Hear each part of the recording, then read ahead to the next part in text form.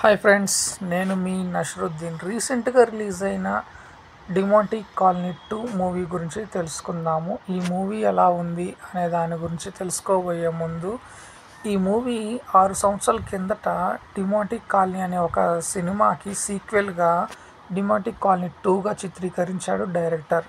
So ఈ సినిమాని తీసిన డైరెక్టర్ మొత్తం 3 చాప్టర్ల కిందలాగా చిత్రీకరించడం విశేషము. సింపుల్గా చెప్పాలి అంటే, ఒక భార్య ఒక భర్త ప్రేమించి పెళ్లి చేసుకుంటారు.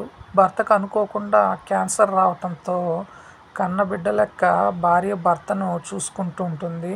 అనుకోకుండా అనూహ్యంగా భర్త సూసైడ్ చేసుకొని చనిపోతాడు. అలా ఎందుకు చనిపోయాడు, ఎందుకు చనిపోవాల్సి వచ్చింది, చనిపోయాక భర్త ఆత్మతో మాట్లాడాలి అని భార్యకి ఎందుకు అనిపిస్తుంది, అలా మాట్లాడినాక భర్త ఆత్మతో మాట్లాడే ప్రాసెస్లో భార్యకు ఎటువంటి సంఘర్షణకు లోనవుతుంది, ఎటువంటి విషయాలు తెలుస్తుంది అనేది ఒక చాప్టర్ 1 కింద చూపించాడు డైరెక్టర్. అలానే డైరెక్టర్ చాప్టర్ 2 కింద ఇద్దరు కమల పిల్లలు, వారిలో ఒకరు చనిపోతే మరొకరు చనిపోతారు అనే ఒక సంక్లిప్తమైన ఒక కాన్సెప్ట్ తీసుకొచ్చి, ఆ కాన్సెప్ట్కి ఆ కవల పిల్లల్ని యాడ్ చేస్తూ, ఎట్ ఏ సేమ్ టైం ఈ శ్యామ్ అనే అతను భార్య భర్తలు ఆత్మతో మాట్లాడిన విధానానికి లింకప్ చేస్తూ చూపించిన విధానము బాగా ఆకట్టుకుంటుంది. సో అట్లానే చాప్టర్ 3కి వచ్చేతలికి ముగ్గురు ఆడపిల్లలు డిమాంట్ సంబంధించిన ఒక పుస్తకాన్ని చదవటము, ఆ తర్వాత వారు అనుకోకుండా హాస్టల్ నుంచి డిమాంట్ అనే ఒక హౌస్కి వెళ్ళటము, అక్కడ జరిగిన సన్నివేశాలు, వీటి మొత్తాన్ని సంక్షిప్తంగా ఈ 3 చాప్టర్లు కలిపి సినిమాగా చిత్రీకరించిన తీరు చాలా బాగా ఉంటుంది. ఆ విషయంలో డైరెక్టర్ని మెచ్చుకొని తీరాలి. ముఖ్యంగా చెప్పాలి అంటే, ఇది ఒక హర్రర్, బాగా సీరియస్నెస్తో కూడిన స్టోరీ లైన్ అని చెప్పాలి. సో ఈ హర్రర్ స్టోరీ మనని భయపించగలిగిందా అంటే ఎస్, తప్పకుండా భయపించిందని చెప్పాలి. డైరెక్టర్ తీసుకున్న కథనము చాలా బాగా మెప్పించగలిగాడు, చెప్పగలిగాడు, తీర్చిదిద్దగలిగాడు. ఎట్ ఏ సేమ్ టైం ఈ డిమార్ట్ కాలనీ సినిమా స్టార్టింగ్లోనే అసలు కథ ఏంటి, ఎట్లా వెళ్తుంది అనేది క్లుప్తంగా చెప్పేసేసాడు డైరెక్టర్, ఎటువంటి కన్ఫ్యూజన్ అనేది లేకుండా.